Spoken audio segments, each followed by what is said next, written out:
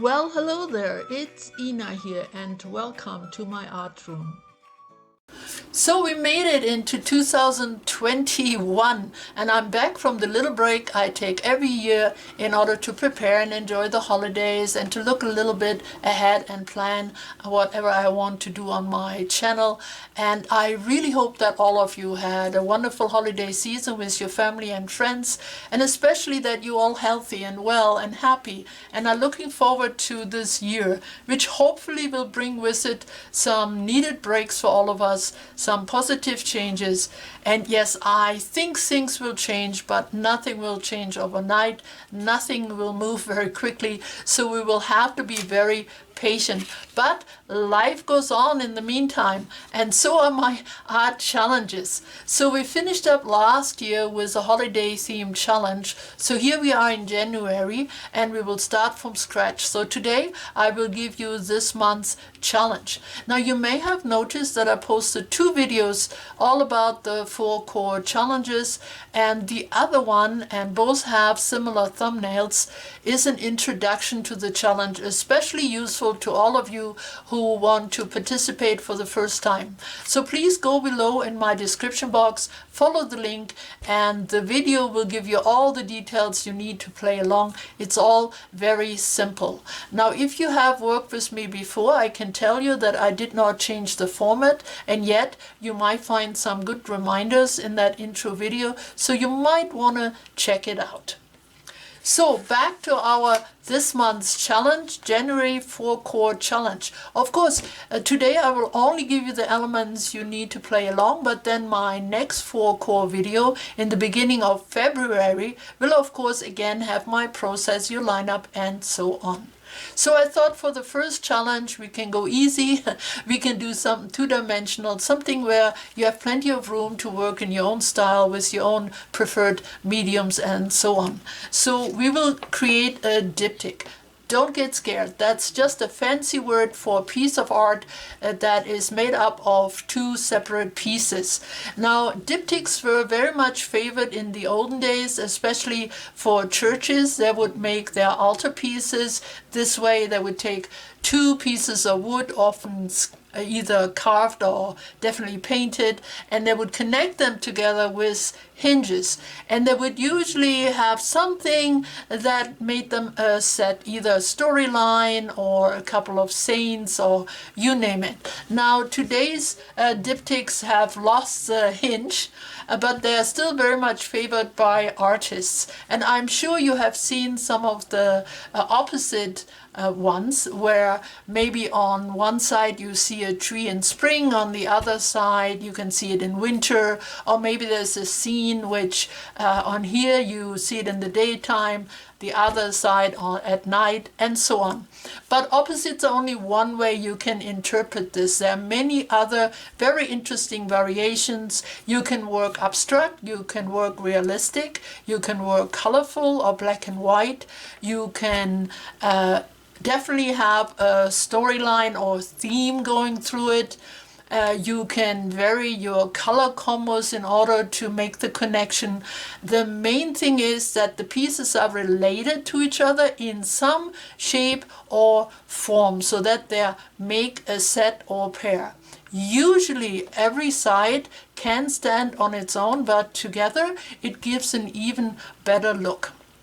So if you need some added ideas, just put the diptych word in your browser and you will find many artists who are inspired by this, and I bet you can find some ideas that will lead you in the right direction. So number 1, we will make a diptych. Number 2 will be the substrate, and I think it will actually help you to see from what angle you want to approach this challenge. Now, I received several emails with input concerning our future challenges, and thank you so very much.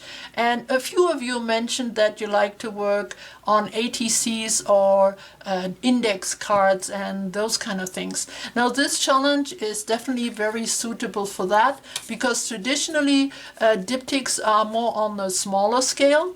So if you want to go really small, you could work on 2 ATCs. These are cut to size. 2.5 by 3.5 inches is a proper size for artist trading cards, but you can also just work on a couple of playing cards or index cards, of course, or bigger playing cards or bigger index cards, or maybe even postcards. Sorry, I only had one available, but if you have a set of 2 identical pieces in size and shape, preferably rectangular, you can use it.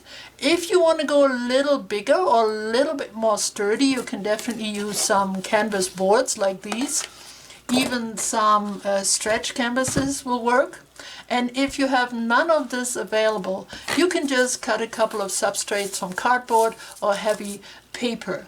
Now, I think it's good if your substrate is not too large, not only because it's traditionally as a diptych a bit on the smaller size, but also so it's easy for you to take a photo of your set.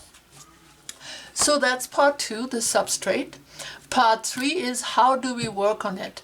Well, I want to go completely mixed media in whichever style you want to approach it. It could be a painting, it could be a drawing, it could be a collage, or a combination of all of those. So if you like to work with papers, there are always jelly prints or other handmade papers, magazine pages or images, book pages and images, wrapping paper, craft paper, and so on.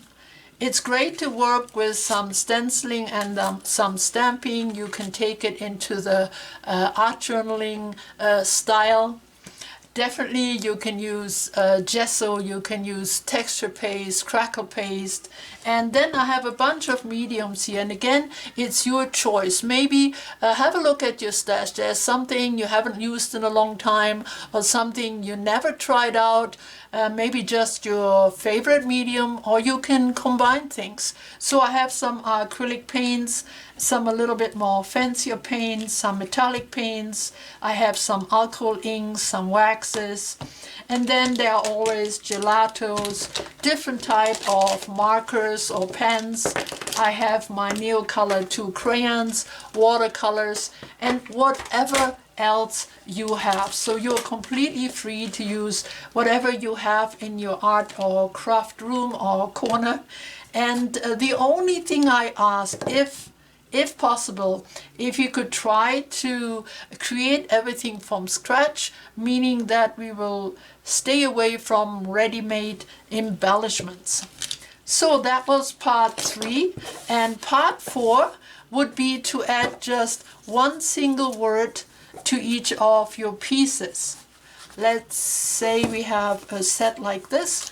You can add one here and one here. They can of course be way smaller than this. I cut these out from magazines. You can find words everywhere. You can definitely just write it by hand. I also have this little stash of magnetic words from a school project. Now, if your words can help us to recognize the connection your piece has, that would be great, but it's not absolutely necessary.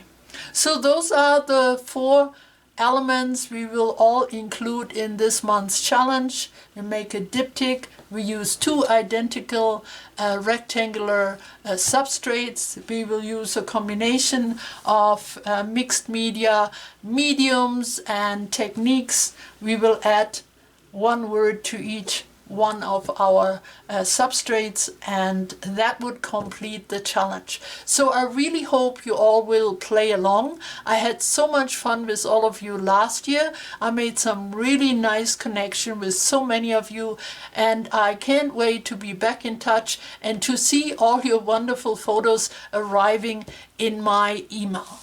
So please have fun with this challenge. I see you really soon again.